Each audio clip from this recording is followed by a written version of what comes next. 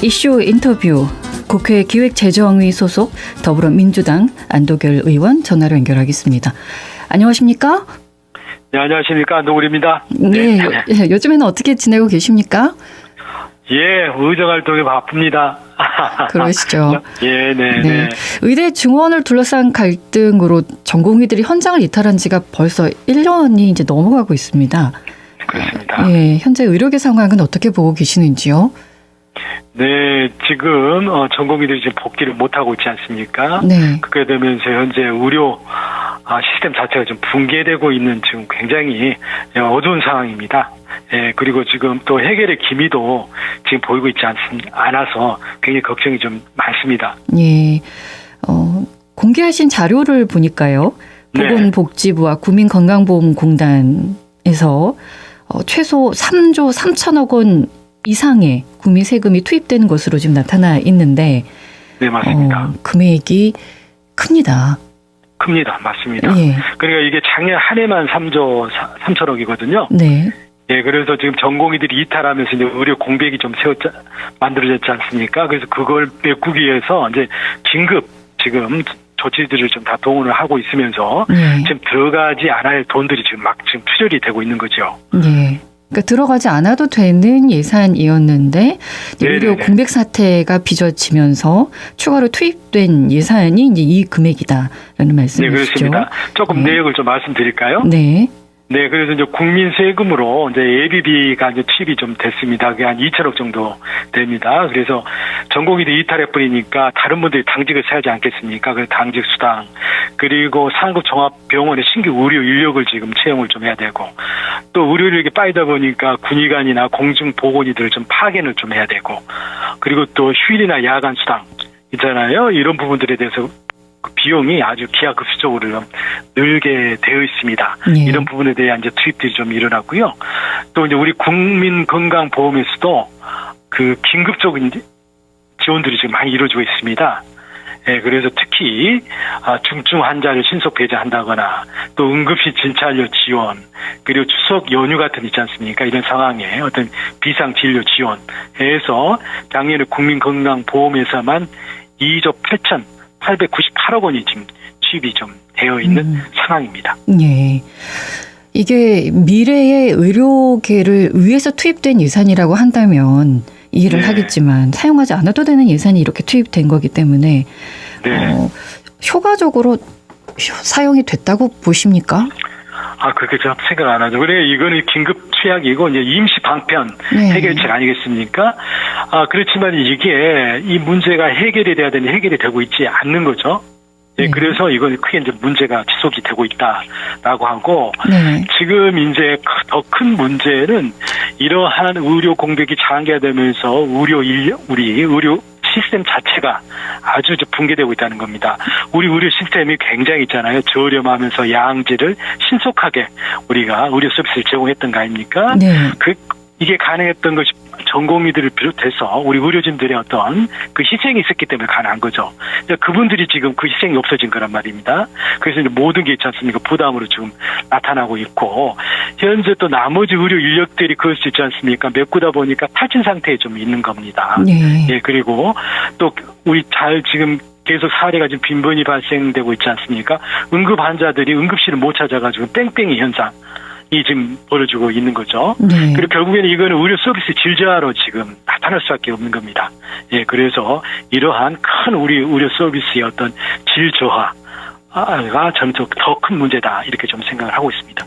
올해도 전공의가 복귀하겠다는 조짐이 보이질 않아서 예, 올해 배정돼 있는 2,768억 원 전공의 지원 예산, 이것도 이제 불용될 가능성도 있어 보이는데 방지를 해야 되지 않겠습니까? 정부의 어떤 구체적인 대책 마련도 있습니까? 예, 그러니까요. 그래서 이제 올해는 전공의들이 복귀를 할 거다라고 해가지고 정부가 예산을 가져왔어요. 그래서 제가 예산 결산 소위위원으로서 그 소위 심의장에서 제가 들여다봤어요. 전원 다 1월 달부터 복귀할 거다라고 해서 예산을 가져왔더라고요. 그렇지만은 지금 현재 어떤 상태인가요? 지금 2월 3일 기준으로 전체 전공의의 복귀율이 10%, 9.7%에 불과합니다. 네. 그래서 현재 우리가 당시 예산을 현실적으로 가자. 80% 3월달 정도부터 복귀할 거다. 이렇게 해가지고 굉장히 그것도 있잖아요. 네. 낙관적으로 좀 생각을 하고 예산을 좀 짜는 거죠. 근데 현재 복귀율 자체가 10%에도 좀 미달하고 있는 상태이기 때문에 금년에 반영된 예산 있지 않습니까? 전공의들을 지원하기 위한 예산은 집행이 전혀 되지 않을 겁니다. 네. 네.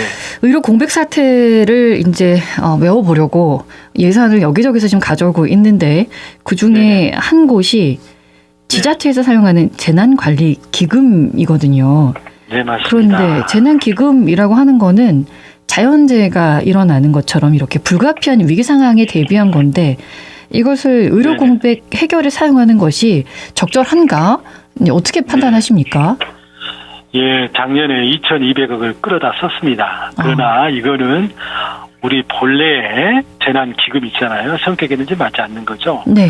원래 성격은 태풍이라든지 그런 자연재해 그리고 코로나19 같은 대규모 팬데믹이 일어났을 때 쓰도록 있지 않습니까? 모아놓은 예비 재원입니다. 이런 재원들을 좀 여기다 갖다 쓰는 것은 그만큼 상황이 궁하기 때문에 하는 거고요. 물론 정부가 이 기금의 운영처를 결정하는 조항을 시행령을 바꿔서 하긴 했습니다. 그렇지만 이거는 당초의 취지에는 부합하지 않는 그런 거다. 그래서 정부의 정책 실패를 지자체에 전가하는 상황이다. 이거는 결코 바람직하지 않는 선례를 좀 남기는 거다. 저는 이렇게 좀 보고 있습니다. 예. 그리고 이제 또 국민건강보험 재정에서도 예산을 가져왔다는 얘기인데 이 금액도 1조 3,490억 원. 근데 또 의료가 되는 것이 대규모 건강보험 재정이 투입이 됐지 않습니까? 그래서 앞으로 건강보험 재정 건전성에 악영향을 미치겠다 이렇게 생각이 되는데 이건 또 어떻게 보십니까? 예, 맞습니다. 작년도 우리 건강보험의 재정 수지를 보면은요, 건강보험료 수입과 보험급여비 그 차이를 보험 수지라고 봐야지 않겠습니까? 네. 수지가 11조 3천억 적자입니다. 그런데 건강보험료에 대해서 국고에서 국민 세금으로 지원을 해주고 있거든요. 그게 한 12조 원 됩니다. 네. 그래서 겨우 1.7조 원 흑자를 이제 기록을 했거든요. 그런데 작년에 국민건강보험 재정에서 우리 이게 비상진료세 사태 있지 않습니까? 이걸 막기 위해서 좀 들어간 돈이 1조 3,490억이잖아요. 네. 이거는 금년에도 발생할 거란 말입니다. 그래서 겨우 지금 똔똔을 맞춰놨는데 이 소요가 추가적으로 또 금년에도 발생을 한다라고 하면은 금년에는 우리 의료보험 재정 자체가 적자로 전환을 할 수밖에 없다. 이렇게 조금 보여집니다. 그렇게 되면은 국민에게 그 부담이 전가되지 않겠습니까? 보험료가 인상된다든지 어떨까요? 네, 그렇습니다. 지금 정부가 지금 워낙에 경제 사정이 지금 안 좋아가지고 지난해 23년, 24년 있잖아요. 연속으로 해가지고 건강보험료를 동결을 지금 시켜놓은 상황입니다. 예. 예, 그래서 지금 굉장히 재정 압박이 좀 심해요. 그런데 이렇게 예상치 못했던 있잖아요. 또 지출 소요가 계속 큰 규모로 발생을 한다면은 이거는 여기는 건강보험의 재정을 더 크게 악화를 시키고 이게 계속 갈 수는 없잖아요. 네. 결국에는 두 가지를 이제 메꿔야 되죠. 그 적자를 보험료율을 높이든지 아니면은 국민 세금으로 나가는 국고 보전 늘리든지 둘 다 결국에는 국민 있지 않습니까? 원주머니에서 나가지 않겠습니까? 그리고 국민 부담이 그만큼 늘어날 수밖에 지금 없는 상황이죠. 예. 그리고 진료는 제대로 받지 못하고 있고. 네, 그렇습니다. 예. 이제 이 문제를 어떻게 해서든 해결을 해야 할 텐데 안도걸 의원께서 여야 의정 협의체를 다시 구성해야 된다 이렇게 강조를 하셨습니다. 네네네. 네, 어떤 의미입니까? 네, 이제 결국 우리 민주당에서는 의료대란 해결이 시급하다. 그러기 위해서 필요한 조치가 있다. 첫 번째, 정부 정책 실패를 인정하고 사과하라. 두 번째, 정책을 잘못 추진한 책임자를 문책을 해라. 세 번째, 국회에서 논의기구를 만들어서 해법을 모색하자라고 일관된 주장을 좀 해왔습니다. 그런데 정부 여당에서는 이 여건을 지금 하나도 있잖아요. 받아들여주지 않고 있습니다. 그래서 이제 민주당을 제외한 여의정 협의체가 지난해 11월 달에 출범을 했죠. 그런데 한 달도 채우지 못하고 해체 수순을 좀 밟고 있습니다. 의대 증원 문제를 놓고 정부와 의료계 간에 간극이 좁혀지지 않고 있는 상태였죠. 네. 이런 와중에 12월 3일 비상계엄이 선포되고 당시 포고령에 전공의 처단 이제 문구가 이제 들어간 거 아니겠습니까? 네. 이러면서 이제 의정 간의 갈등은 진짜 최악으로 지금 치닫게 지금 되어 있는 겁니다. 그래서 지금이라도 정부 여당이 민주당의 어떤 제안을 좀 받아들여서 여야 의정 협의체를 지금 재가동시켜야 되는데 과연 이게 가능할지 저는 조금 어둡게 보고 있습니다. 예. 병원에 가 보시죠, 의원님. 네. 예. 이게 생명하고 직결되어 있는 거기 때문에 네네. 생명을 유지할 수 있는 분인데도 진료를 제때 받지 못해서 치료를 제때 받지 못해서 돌아가신 분들도 수가 또 몇천 명이 된다고 돼 있어서 의료 공백 사태의 장기화는 굉장히 우려됩니다. 이런 맞습니다. 순간에 국회 차원에서 추진할 수 있는 대안이 있다면 뭐가 있겠습니까? 예, 그러니까 이제 현재 의료 이제 갈등 사태 근본을 해결하지 않겠습니까? 네. 결국은 의대 정원 문제입니다. 어느 정도 수준이 적정한 그렇지 않습니까? 학대 규모인지에 대한 객관적인 검토가 이루어지고 여기에 토대해서 국민적 합의를 이뤄내는 일이 가장 중요하다고 생각합니다. 네. 그래서 이제 우리 민주당에서 좀 생각하고 있는 것이 의료 공급단체, 시민단체, 전문가 등으로 구성되는 보건 의료 인력 수급 추계위원회를 신설하자. 그래서 여기서 의료 인력, 대학 정원을 과학적 근거를 가지고 추계하자라는 걸 가지고 있고 이러한 일을 하는 기구를 설치하자라고 지금 제안을 좀 하고 있고 네. 이러한 의료 인력 수급 추계 기구 법제화를 위한 공청회가 내일 지금 열리게 됩니다. 네. 그리고 또 이 공청회에서는 당장에 직면하고 있는 과제가 또 2026년도 의대 입학 정원 문제 아니겠습니까? 네. 이에 대한 논의도 조금 이루어질 걸로 좀 보여집니다. 그래서 하여튼 이 공청회를 통해서 새로운 있잖아요. 문제 해결을 위한 어떤 계기가 저는 마련되었으면 하는 기대를 가지고 있습니다. 예, 알겠습니다. 이제 현안을 좀 들여다보겠습니다. 네. 아무래도 이 의료 문제도 비상계엄이 발생하고 나서 조금은 더 묻혀져 있는 느낌이 있는데 윤석열 대통령 탄핵 심판이 마지막 8차 변론을 마쳤습니다. 현재 심판 과정에서 주목하고 있는 부분이 있다면 어떤 부분입니까? 예.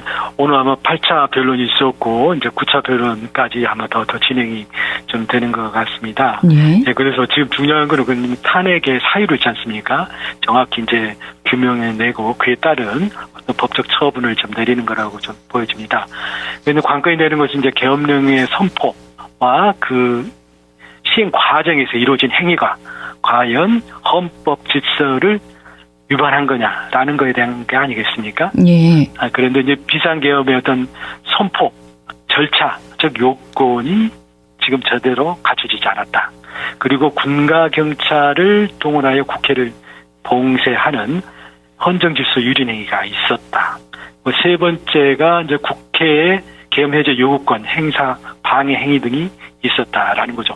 하여튼 이러한 객관적인 상황들에 대한 어떤 증거가 충분히 헌재에서 제대로 다뤄져서 합법적이지 않습니까? 합당한 결론이 나오기를 좀 기대를 좀 하고 있고 우리 국민들은 이 상황을 TV로 다 보시지 않았습니까? 네. 그렇기 때문에 저는 헌재가 그래도 정확한 어떤 법리적 판단과 사실 관계에 대한 규명을 해줄 거다 이렇게 기대를 하고 있습니다. 예, 탄핵 결과는 어떻게 예측하고 계십니까?